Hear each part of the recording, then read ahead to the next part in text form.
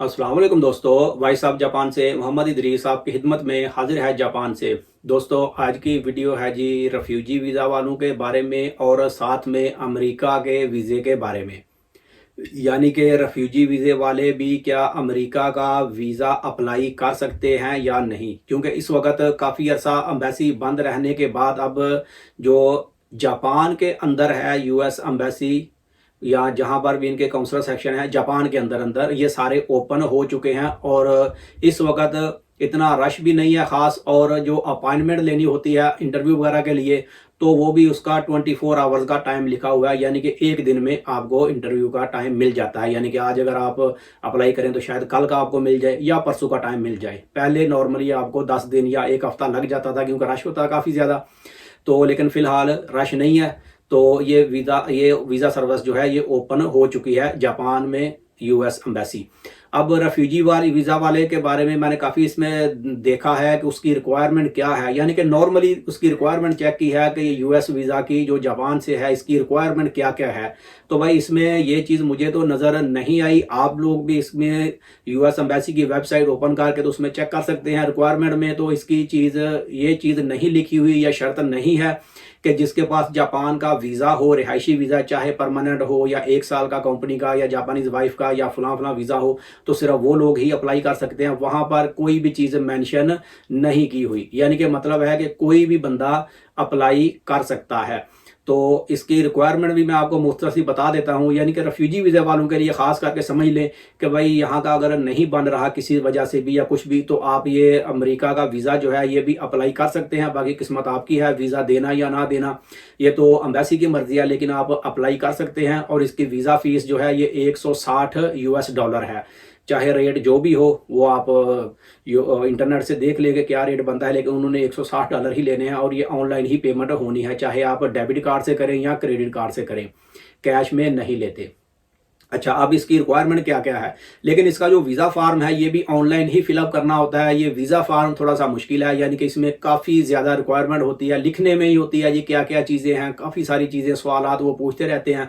तकरीबन 10-15 सफ़ात के ऊपर वो चलती है रिक्वायरमेंट।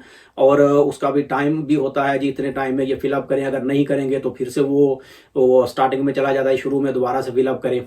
तो ये फिलअप करने में थोड़ा सा टाइम लगता है और थोड़ा जल्दी भी फिलअप करना पड़ता है, इसमें काफ़ी टाइम लग जाता है। और ये काफ़ी समझ लें काफ़ी मुश्किल सा काम है इसका फार्म भी फिलअप करना, लेकिन हो जाता है, बंदा करे थोड़ी स्पीड में करता जाए तो हो जाता है। पूरा इंग्लिश में ही फिलअप करना होता है और ये ऑनलाइन ही पेमेंट फिलअप करना होता है।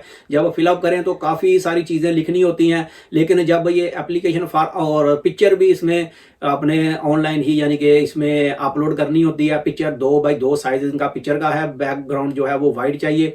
तो ये 2x2 साइज की पिक्चर जो है ये भी अपलोड करके कंप्यूटर में ही सारा कुछ होगा, अपलोड करके तो वहां पर ये स्कैन करके पिक्चर इसमें लगानी होती है। जब ये सारा आप कंप्लीट कर लें तो जब प्रिंट आउट करेंगे तो प्रिंट आउट में सिर्फ एक पेपर निकलेगा, बाहर 2 पेपर निकलेंगे। एक पेपर पूरा आपका एप्लीकेशन फॉर्म होगा और साथ में दूसरा जो होगा उसमें रिक्वायरमेंट वगैरह लिखी होती है कि ये चीज़ें आपने लेके आनी है एम्बेसी में, और उसके ऊपर आपकी फ़ोटो लगी होगी और बार कोड होगा। जब एम्बेसी में जाएंगे तो बस वो बार कोड स्कैन करेंगे, पूरा डाटा उनके सिस्टम में आ जाएगा।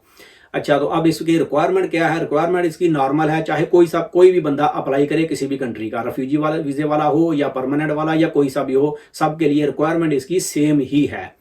तो रिक्वायरमेंट क्या होगी इसकी, बैंक स्टेटमेंट आपकी चाहिए। तो बैंक में कम से कम मेरे हिसाब से 100 मान यानी कि 10 लाख येन से कम पैसे नहीं होने चाहिए। अगर इससे ज़्यादा हो तो आपका ही फ़ायदा है। मैं कम से कम की बात कर रहा हूँ कि इतने पैसे चाहे आप आपके अपने हों या किसी दोस्त वगैरह से पकड़ के भी उसमें डाल लें। और पासबुक जो है वो अपडेट करनी है, पासबुक अपडेट करके तो उसकी फ़ोटोकॉपियाँ कर लें। पहले सफ़े से लेके जहाँ तक जो लास्ट पेमेंट है वहाँ तक फ़ोटोकॉपियाँ कर लें। और ये फ़ोटोकॉपियाँ जो होती हैं किसी भी एम्बेसी में, ये बात भी याद रखें, कहीं पर भी ये पेपर वगैरह जो लेके जाते हैं देते हैं तो ये A4 साइज़ का पेपर होता है। इसको पेपर को कट नहीं करना होता। आधे सफ़े पे अगर वो प्रिंट आता है तो नीचे वाला जो आधा सफ़ा है उसको काटना नहीं है, उसको खाली रहने देना है। ये खास करके याद रखना है, वरना वो पेपर एक्सेप्ट नहीं होता। तो ये हो गई इसकी बैंक स्टेटमेंट। दूसरे नंबर पे हो गया एम्प्लॉयमेंट सर्टिफिकेट कि जिस कंपनी में आप काम करते हैं वहाँ का सर्टिफिकेट चाहिए कि ये बंदा यहाँ पर काम करता है, चाहे हाकिन का शाह हो या कंपनी हो, जो भी हो। हाकिन का शाह भी हर कंपनी है, आप काम हाकिन का शाह के जरिए लगे हैं किसी फैक्ट्री में, लेकिन आपने हाकिन का शाह को बोलना है कि मुझे ये एम्प्लॉयमेंट सर्टिफिकेट दे दें। अब उसका नाम भाई काफ़ी मुश्किल है जापानीज़ में, वो आप गूगल ट्रांसलेट में ट्रांसलेट करके बोल दें कि इसको जापानीज़ में क्या कहते हैं, तो वो आपको जापानीज़ में ही देगा बना के पेपर। तो वह जो वो पेपर देगा आपको, तो वो आपने ट्रांसलेट करवाना है, वो 1500-2000 येन में आपको ट्रांसलेट करवा करके दे देंगे। तो बस वो पेपर आपने साथ लगाना है। ये भी आपकी रिक्वायरमेंट पूरी हो गई। और बाकी फ़ोटो जो आपने पहले खिंचवाई हुई है वो फ़ोटो भी साथ लेके जानी है। वो पेपर के ऊपर तो लगी होगी लेकिन साथ में लेकर भी जानी है। और पासपोर्ट चाहिए, जो आपका एलियन कार्ड आपके पास है वो भी साथ में लेके जाना है, भले रेफ्यूजी हो या कोई सा भी हो, वो आपने साथ लेकर जाना है। और जहाँ पर जाके रुकना है आपने, ये अगर वो तो बताना होता है, वीज़ा लगना या ना लगना वो बात की बात है, लेकिन एक रिक्वायरमेंट होती है, क्योंकि ये वीज़ा फार्म के अंदर भी ये लिखी जानी है चीज़ कि आपने रुकना कहाँ पर है। तो वो आपने होटल की बुकिंग जो है वो ऑनलाइन बुकिंग करनी है। पहले ये फ्री हो जाती है, आप booking.com गूगल में लिख कर देखें तो एक पूरी वेबसाइट ओपन हो जाती है।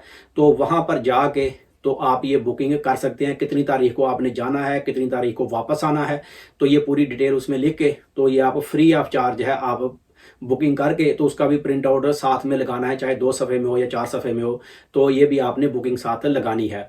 तो बाकी ट्रैवल शेड्यूल आप अपनी मर्जी से बना ले, वो तो नहीं मांगते कि आपने वहाँ पर घूमना फिरना कहाँ कहाँ पर है। तो बेहतर है आप अगर न्यूयॉर्क का बनाए प्रोग्राम, तो मसलन तो आप गूगल में ही सर्च करके देख ले कि न्यूयॉर्क में कौन कौन सी अच्छी अच्छी खूबसूरत ब्यूटीफुल प्लेसेस हैं, तो उनके नाम लिख लें ट्रैवल शेड्यूल के ऊपर, जी ये जगह मैंने देखनी है, इतनी तारीख को जाना है, इतनी तारीख को वापस आना है। तो बस ये ख़ास कुछ भी नहीं है इसमें, बस यही 2-3 रिक्वायरमेंट्स हैं। और ये एक रिक्वायरमेंट पूरी करके तो आप फिर पहले वीज़ा फॉर्म फिलअप करेंगे, उसके बाद फिर आप उसकी अपॉइंटमेंट ऑनलाइन ही अपॉइंटमेंट कंफर्म होगी। और 160 येन, 160 यूएस डॉलर इसकी फ़ीस दे के तो अपॉइंटमेंट कंफर्म करके तो फिर उस दिन आपने यूएस एम्बेसी जो आपके एरिया में लगती है, अगर टोक्यो के नज़दीक हैं तो फिर टोक्यो एरिया में जाना होगा, और अगर कोई ओसाका में हो तो फिर ओसाका में कौंसलेट है वहाँ पर भी जाना होगा। यानी कि जो एरिया आपके नज़दीक है आपने वहाँ पर ही सेलेक्ट करके वहाँ पर जाना है इंटरव्यू के दिन, क्योंकि इसका इंटरव्यू लाजिम होगा। इंग्लिश चाहे थोड़ी आती है या ज़्यादा आती है, इससे इतना मसला नहीं है, वहाँ पर कोई इतनी ज़्यादा चीज़ें नहीं पूछते। 1 मिनट का या 2 मिनट का, ज़्यादा से ज़्यादा 1 मिनट का इंटरव्यू होता है। खासकर उन्होंने तो आपके फिंगरप्रिंट्स वगैरह लेने होते हैं, और वो एम्बेसी में जाकर ही लेते हैं। और 2-4 चीज़ें वो पूछेंगे, कोई नाम वगैरह पूछ लेंगे, या आपने कहाँ पर जाना है, क्यों जाना है, कब आना है, कब जाना है, बस ये 2-4 चीज़ें। क्या चीज़ें वहाँ पर देखनी है तो वो आपके जहन में पहले ही होगा, आपने जो चीज़ लिखी होगी या याद की होगी, भाई वहाँ फला चीज़ें मैंने देखनी है, बस ये चीज़ें देख के तो वापस आ जाना है। तो बस ये सवालात वहाँ पर होंगे। अगर वीज़ा अप्रूव हो जाए वहाँ पर, तो वो आपको बाई पोस्ट 4-5 दिन के अंदर अंदर पासपोर्ट वो रख लेते हैं, और बाई पोस्ट आपको पासपोर्ट जो है वो आपको घर में मिल जाएगा। और अगर वीज़ा अप्रूव नहीं होता तो वो पूरे फार्म जो हैं, जितने भी एप्लीकेशन फार्म है, वो सारे आपको वापस दे देते हैं। और एक उनके पास पेपर प्रिंट हुआ ही पड़ा होता है, तो वहाँ टोकरी से उठा के पेपर वो जिस बंदे का भी रिजेक्ट होता है उसको दे देते हैं, जी हम सेटिस्फाई नहीं है, तो बस काम ख़त्म हो गया। फिर आप दोबारा अगर अप्लाई करना हो तो दोबारा आप फिर 1 महीने के बाद या 15 दिन के बाद दोबारा भी अप्लाई कर सकते हैं। ये अमेरिका का वीज़ा ऐसा है कि इसके ऊपर ये नो लिमिट है, यानी कि आज वीज़ा रिजेक्ट हुआ तो आप 6 महीने अप्लाई नहीं कर सकते, ऐसा कुछ भी नहीं है। जब भी रिजेक्ट हो तो आप दूसरे दिन या 15 दिन या 1 महीने के बाद दोबारा अप्लाई करना चाहें तो दोबारा भी अप्लाई कर सकते हैं। उन्होंने फ़ीस लेनी है 160 येन, 160 यूएस डॉलर। जब भी अप्लाई करेंगे तो ये फ़ीस उन्होंने हर बार नहीं लेनी है, और नया ही वीज़ा फार्म आपको फिलअप करना होगा। तो इस तरीके से आपने अप्लाई कर सकते हैं। तो अगर कोई बाई करना चाहे तो रेफ्यूजी वाले भी कर सकते हैं, इसमें किसी किस्म का कोई मसला नहीं है। तो ये वीडियो बस यहीं तक थी। वीडियो अच्छी लगे तो इसे लाइक कर दें। मिलते हैं किसी अगली वीडियो में, तब तक अपना बहुत ख्याल रखें। पाकिस्तान जिंदाबाद।